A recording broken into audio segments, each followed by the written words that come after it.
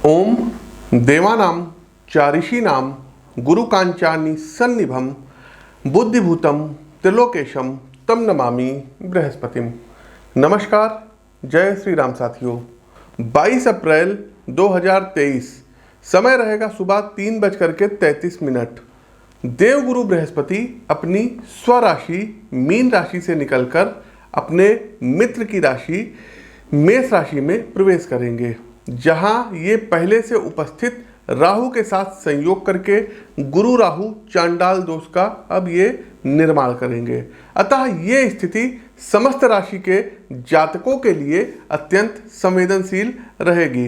यदि बात बृहस्पति ग्रह की करें तो पौराणिक ग्रंथों के अनुसार ये ब्राह्मण कुल से संबंध रखते हैं और समस्त देवताओं के अग्रज एवं पूजनीय हैं।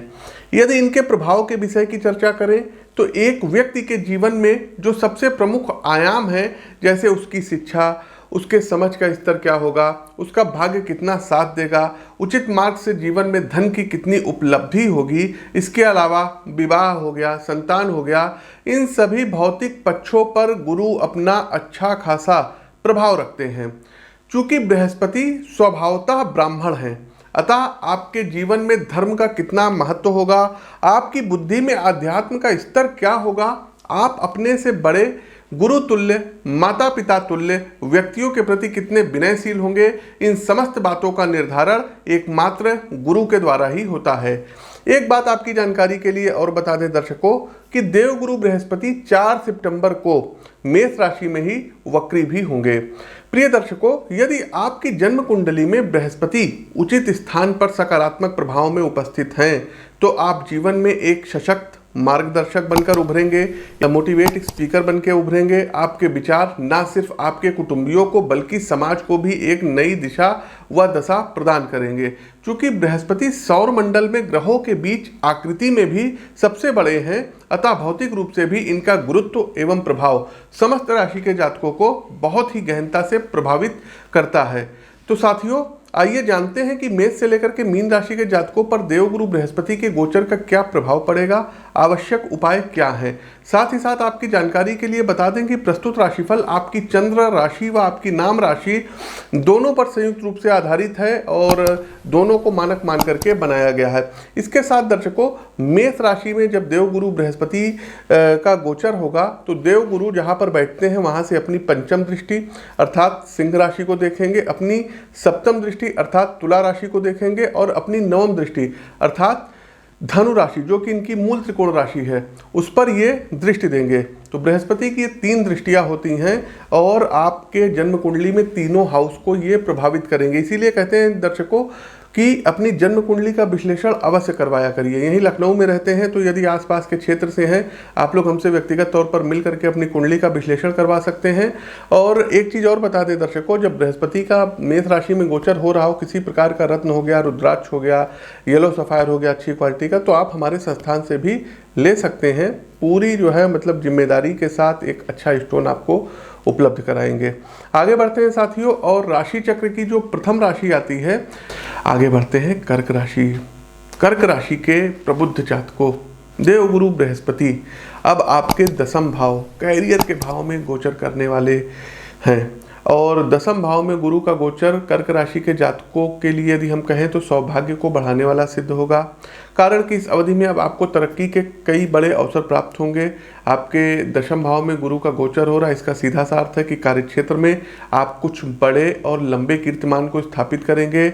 आपकी बौद्धिक सृजनशीलता वर्क प्लेस पर आपके प्रभाव को बढ़ाने वाली सिद्ध होगी तथा जो भी दायित्व तो आपको सौंपा जाएगा उसकी तय समय सीमा में पूर्ति आपके ग्रोथ इंजन को शक्ति देगी।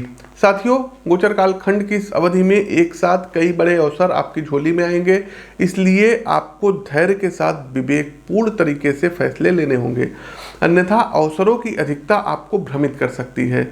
यदि आप नौकरी पेशा व्यक्ति हैं तो योग्यता के अनुरूप कोई बड़ा पद आपको ऑफर होगा, प्रमोशंस होगा, कोई नई जॉब, सरकारी जॉब आपको मिलेगी, शिक्षा क्षेत्र से जुड़ी हुई कोई जॉब आपको मिल सकती है। आपके लेखनी में, आपके कलम में ताकत आएगी।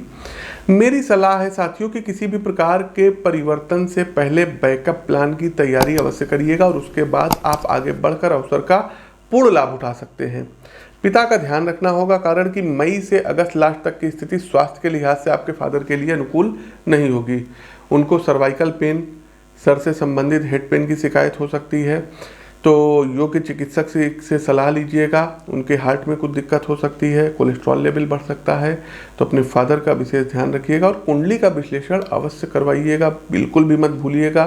समय भले अच्छा हो लेकिन अपनी कुंडलियों को दिखवाते रहना चाहिए। वहीं सितंबर के बाद आर्थिक स्थिति कर्क राशि के जातकों आपकी मजबूत होगी। मित्रों, आप खुद नहीं समझ पाएंगे कि धन के अकस्मात इतने स्रोत कैसे बन रहे हैं। सोशल इंजीनियरिंग आपकी बहुत अच्छी रहेगी। सोशल मीडिया के माध्यम से आप लोग धन कमाएंगे, आप लोग व्यापार के माध्यम से धन कमाएंगे। चूंकि धन की आगत बढ़ेगी, इसलिए पारिवारिक सुख सुविधाओं में भी अब इजाफा होगा। कोई घर का सपना था वो आपका पूरा होगा। सलाह के तौर पे बचत का एक हिस्सा भविष्य के फाइनेंशियल निवेश पर खर्च करना समझदारी भरा होगा।